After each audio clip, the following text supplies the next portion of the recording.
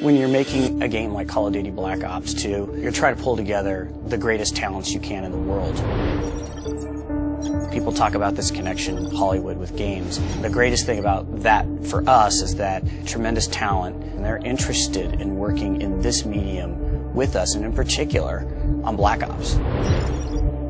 Having the opportunity to work with a Hollywood writer who's worked on movies like The Dark Knight, created the most compelling villains in cinema history, to me, that's amazing.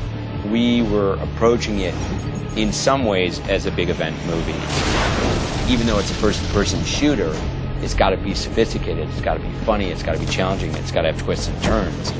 In the case of Black Ops, I would argue that the story is better than most movies that are being made. I'm watching the Oscars last year, and I see Trent Reznor win the Academy Award. A year later, I see him walking around Treyarch, and I think to myself, am I dreaming?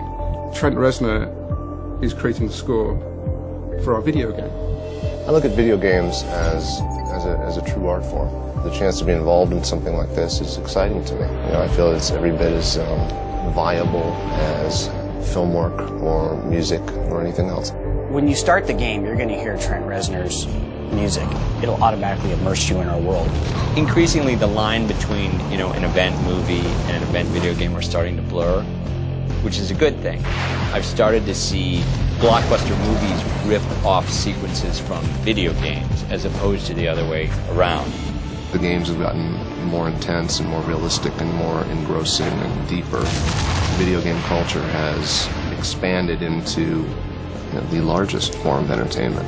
People love to be told stories, but I think what's so unique about our medium is we get the opportunity to experience and live in the world where the stories are being told. You can't watch a movie in a movie theater and change the fate of the main character. Well, you can do that in a video game.